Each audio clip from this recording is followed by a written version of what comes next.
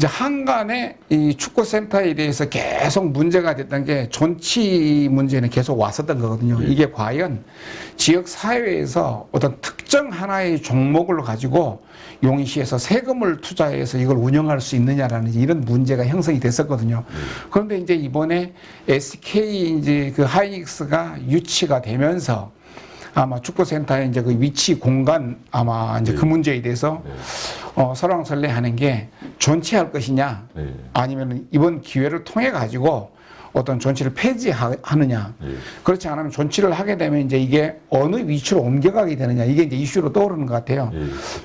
그래서 저는 이 부분에 대해서는 뭐 서로 양론이 있겠지만은 나는 앞으로 이 축구센터가 그동안에 용인 지역사회에 미쳤던 영향은 굉장히 저는 긍정적이라고 봅니다. 어떤 긍정적인 측면이냐 물론 하나 어떤 생산 기반 시설을 놓고 예산을 투자해서 운영하는 것도 좋지만은 일단 이 축구센터 자체는 교육 환경이었거든요. 그래 그런 측면에서 봤을 때 물론 이 운동이라는 게 특정 학생들만 들어오게 되고 또 용인에 있는 아이들보다 외부에서 이제 유학을 와서 용인에서 머물러 있는 그런 경우도 있죠. 그런데 저는 어쨌든 간에 이 축구센터가 용인에 있으면서 지역사회에 대해서 굉장히 많은 저는 공헌을 했다고 보는 거거든요. 그리고 또 하나 국가적으로 봤을 때 우리가 2002년 그 월드컵을 지나오면서도 그렇고 유수의 선수들이 용인 축구센터를 이미 거쳐가서 용인이 하나의 어떤 축구 이 FC가 굉장히 이슈가 됐던 것도 사실이고요. 이제 물론 엘리트 체육에서 지금 이제 생활체육으로 옮겨가는 상황이기도 하지만은 저는 그렇게 생각하는 거예요. 엘리트 체육과 생활체육을 딱히 무자르듯이 구분하기보다는 이 엘리트 체육 속에서 생활체육을 같이 품어갈 수 있는 것이 저는 바람직하다고 생각이 되거든요. 그런 측면이라고 생각하면은 제가 그냥 기억 속에 이게 다 맞지는 모르겠지만 당시에 축구센터에 투입했던 금액이 약 300억 정도로 제가 알고 있어요. 뭐 그러는데 지금 이제 거기가 약 그 평수를 봤을 때 보상받는 게 대략 뭐 한 900억을 얘기를 해요. 그렇다고 생각하게 되면은 기존에 우리가 투입했던 것보다는 현재 굉장히 그 집가 상승이 돼 있는 상황이거든요. 이제 그렇다고 생각하면은 이 축구센터 위치를 지금 이제 원삼에서 옮겨가야 되는 거고 그러면 멀리 갈 수 있는 상황이 아니라 말씀드린 대로 이 용인 처인구의 그 위치를 본다고 생각하게 되면은 저는 적지가 원삼 가까운 배감이라고 생각이 되는 거예요. 그럼 배감 부분은 아직도 지가가 낮게 형성이 되어 있고 그러면 그 900억을 보상을 받는다 할지라도 거기에 반 정도 뭐 한 500억만 이 토지를 사고 형성을 해도 더 크고 웅장하게 할 수 있다는 얘기죠. 그래서 저는 일단은 존치하는 거에 대해서 저는 긍정적이라고 생각이 됩니다.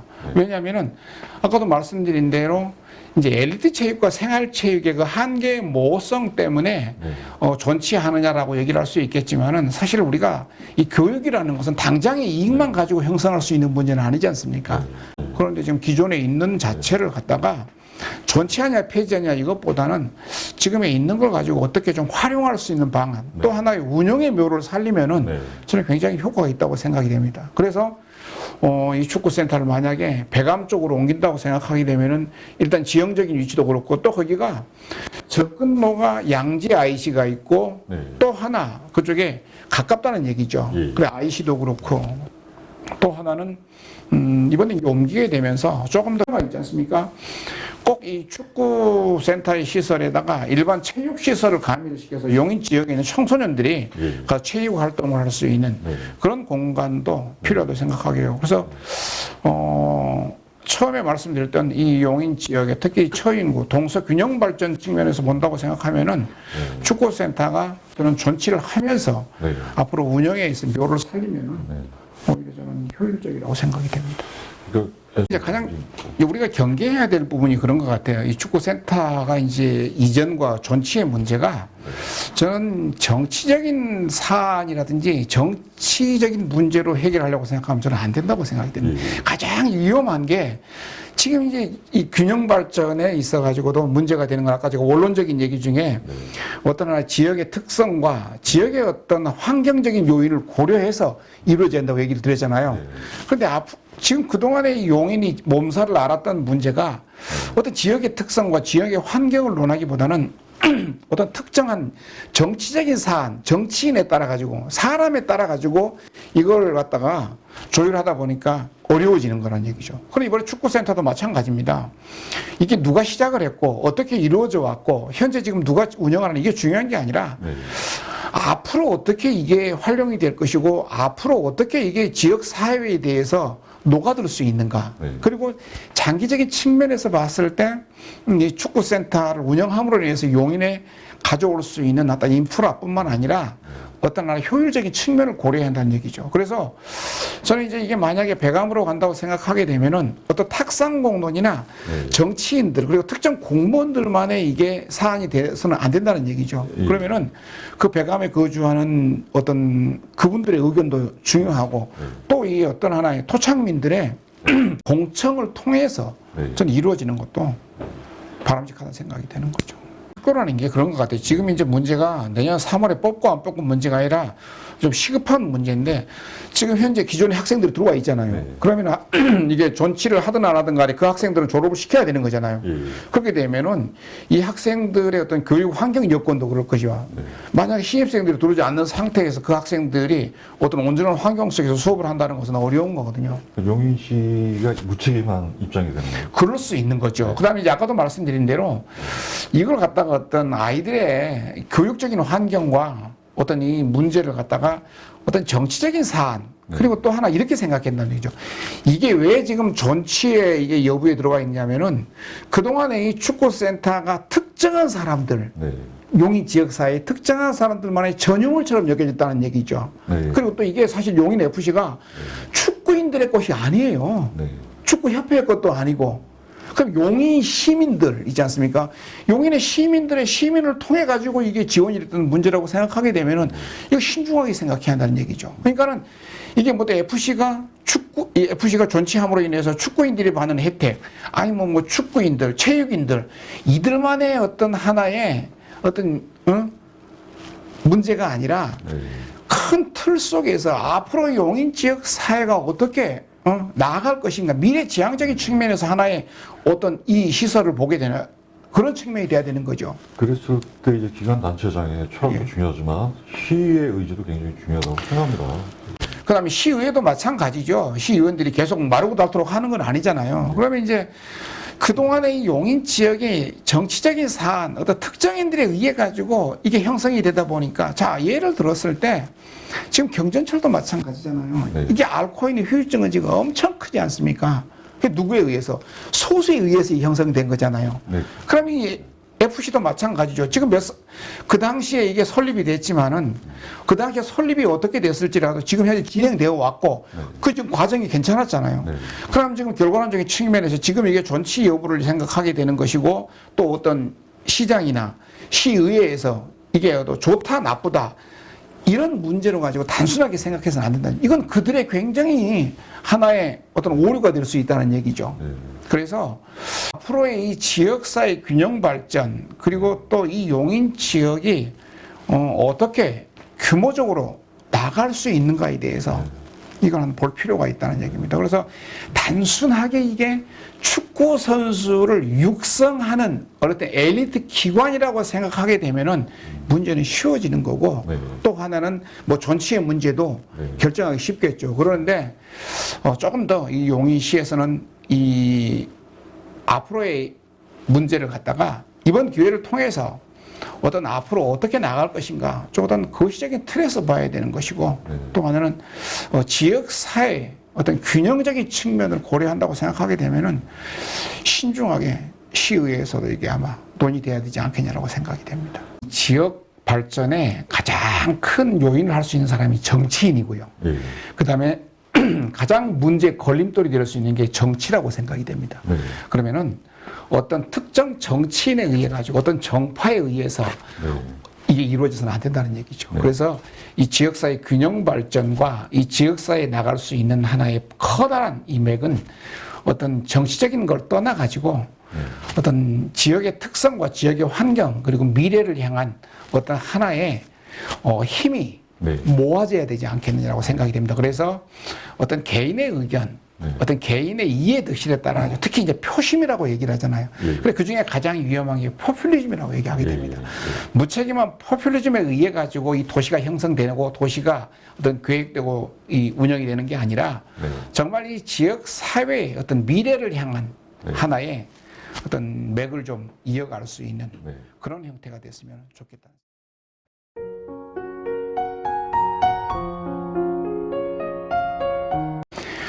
이 동서 균형의 문제는 정말 심각한 상황이에요. 예, 그렇습니다. 예. 지금 기흥하고 수지, 요즘 이제 예전에는 한참 수지가 그러고 있다가 지금은 이제 기흥 쪽이 또 새로 또 이번에 플랫폼 시티가 또 형성이 됐잖아. 네, 그렇습니다. 그럼 아무래도 용인의 이제 어떤 하나의 터미널이라든지 용인의 다운타운이 이제 기흥 쪽으로 결국 이제 중심이 네. 이동이 되는 거거든요. 네. 그렇게 생각하면 또 그게 바람직하다고도 생각이 돼요. 왜냐하면 용인이 지금 이 방사선 도시가 아니고 네. 쭉 있는 그 직립형 이런 상황이 도시의 그 기능상에 있어서는 굉장히 불균형돼 있지 않습니까? 네, 그렇습니다. 그렇다고 생각하게 되면 도시의 이제 어떤 하나의 축을 이루어야 되는데 이제 그게 기흥을 중심으로 해서 이루어지는 건 좋은데 문제는 처인구 이 지역적인 문제가 너무 이게 낙후되어 있는 상황이죠. 근데 시간이 흐를수록 더 낙후될 수밖에 없는 거예요. 그래서 저는 이제 시하고도 계속 그 관계자들하고 미팅을 하면서도 얘기하는 게 이 어떤 구호만 요란한 동서 균형 발전이 되는 게 아니고 네. 그 지역적인 어떤 환경, 그 다음에 지역적인 특성을 고려한 균형 발전이 필요한 게 네. 누가 보더라도 수지는 사실상 서울에 이제 가깝고 거의 뭐 서울 이쪽에 거의 위성이라고 생각한다는 얘기죠. 예. 그라고 생각하게 되면 이제 기흥은 교통 요지를 중심으로 해서 이제 새로 또 형성이 되고 있는 상황이고 네. 그런데 이제 용인이 예전부터 이 지금 현재 10만에 이르기 전까지만 해도 이 특정 지역에 대학이 이렇게 많은 지역이 없었거든요. 네. 그런데 이제 아쉬운 것은 이 용인 지역에 있는 대학과의 어떤 연계 그리고 용인 지역의 이 우수한 이 인재들을 갖다 용인에서 흡수를 하지 못한다는 얘기죠. 그러니까는 용인이 지금 가장 경계해야 될 부분이 베드타운으로 가서는 안 된다는 얘기죠. 네. 그런데 이 학생들 자체도 지금 캠퍼스 자체가 겨울방학이 되고 여름방학이 되면 텅 빈 공허한 도시가 되는 건 아시잖아요. 네. 그게 뭐냐? 머무를 수 있는 공간이 없다는 얘기죠. 네. 예, 그래서 지역사회에서 신경 써야 되는 부분이 그 젊은 청년들을 갖다가 끌어들일 수 있고 머물러 있을 수 있게 하고 또 그들이 졸업을 하고 용인에서 터전을 잡을 수 있는 그런 환경적인 요인이 필요하다는 얘기죠. 그래서 아까 제가 서두에도 말씀드렸던 대로 용인이 기술 집약이든지 자본 집약이든지 어떤 생산 인프라 형성하는 거 네. 그리고 먹고 살 수 있는 자족 도시를 만들어가는 것은 지역사회에 굉장히 중요한 요인이라고 생각하게 되는 거고요. 그래서 이 용인 지역에 있는 이 대학생들 그리고 정말 이 대학들과 연계해서 이 문제는 한번 풀어갈 필요가 있다고 생각이 됩니다. 서울에 지금 98%의 어떤 면적을 가지고 있는 광활하잖아요. 네. 그런데 어떤 처인의 대표적인 게 없어요. 그러니까 이제 도농복합의 어떤 미묘한 걸 가지고 있는데 도시도 아니고 농촌도 아니고 그렇다고 해서 용인에 뭐 특화되어 있는 상황이 안 되잖아요. 그래서 이제 저는 그런 얘기를 했죠. 처인 쪽은 아직도 이제 이 기회가 있는 게 면적도 있고 또 그렇게 상대적으로 지가가 낮지 않습니까? 그래서 그렇습니다. 여기다가 어떤 자본 집약 자꾸 지금 우리 사회 자체가 노동 집약으로 갈 수 있는 건 아니잖아요. 네. 그럼 이제 기술 집약, 자본 집약인데 네.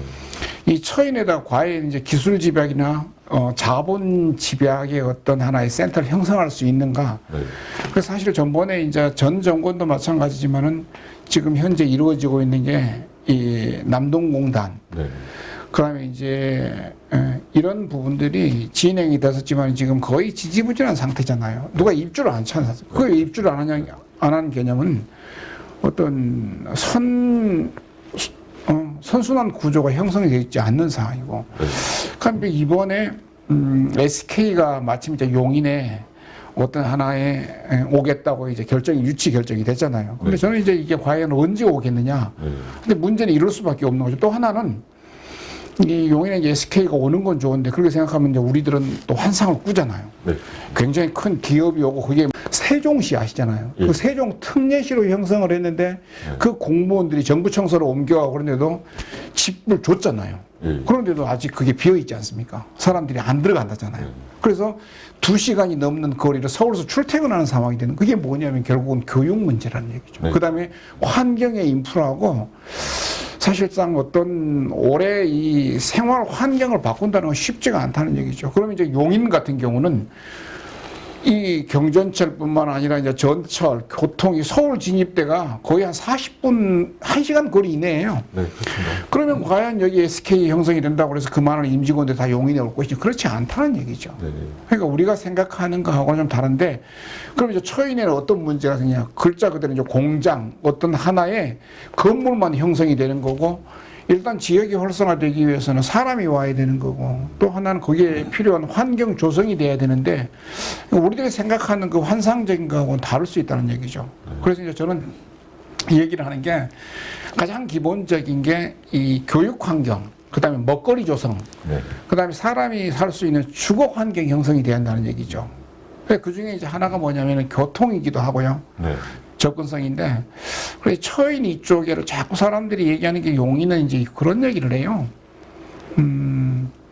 관광 벨트가 형성이 되어 있다. 뭐 관광 도시라고 하는데, 관광이라는 개념이 사람이 와서 거기에서 보고 체류형 관광이 돼야 되는 거거든요. 네. 그렇지 않으면은 그냥 어떤 의미가 없는 거죠. 네. 그럼 이제 과연 처인이 이 뭐 에버랜드가 하나 있다고 그래서 이게 관광도시가 될 수 있는 것도 아니고, 네. 그다음에 물론 이제 그동안에 계속 자구책을 놓았던 것들이 뭐 드라미아 센터도 있고, 그다음에 또 뭐 한택 식물원도 있고 여러 가지가 있지만은 그게 과연 관광 유입 그 인구를 유입할 수 있는 네. 인프라가 형성이 되어 있는가? 딱 한철이라는 얘기죠. 네. 그래 그런 측면을 본다면은 저는 이제 기회적인 측면으로 봤을 때 처인구가 굉장히 좋은 입지를 가지고 있다고 생각이 되는 거예요. 네. 그래서 그 중에 하나가 뭐냐면은 넓다는 얘기죠. 네. 그러니까 그걸 활용할 수 있다는 얘기인데 그걸 갖다 이제 어떻게 둘 것이냐는 이 지역의 환경에 맞는 필요한 것이고 또 어떤 접근성을 생각하지 않습니까? 네. 그러면은 이 처인 같은 경우는 저는 이렇게 생각했죠.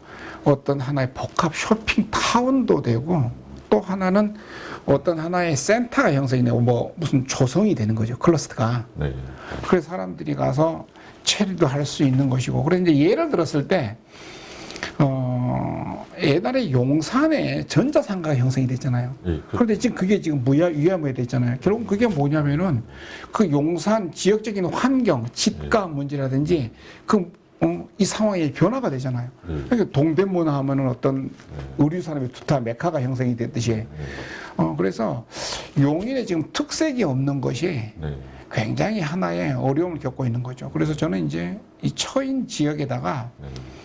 사람을 끌어들일 수 있는 하나의 그러니까 지금 이렇게도 볼 수 있죠. 이번에 이제 기흥 같은 경우는 롯데 프리미엄 센터가 들어와 있잖아요. 예. 그럼 이제 처인 같은 경우는 지금 뭐 기흥 그 보면은 교통 굉장히 어려운 거거든요. 좁은 공간에 하다 보니까 그러면 좀 그런 부분에 있어가지고 이 처인 쪽에다가 넓은 상황 속에다가 예를 들었을 때 여주 프리미엄 시티, 네. 그 이천, 네. 그 의류센터 이런 개념으로 용인에도 그렇게 하나 집약적으로 해놓고 계속 늘려가면은 될 텐데 이게 안 되는 거죠. 네. 그래서 저는 이제 이 균형 발전이 어떤 하나의 그냥 구호만 있는 게 아니라 수지의 환경, 기흥의 환경, 그러면 처인의 환경에 특색이 있다고 생각하게 되면 처인의 환경에 맞는 이 어떤 벨트를 형성이 돼야 되지 않겠냐라고 생각이 되는 거죠.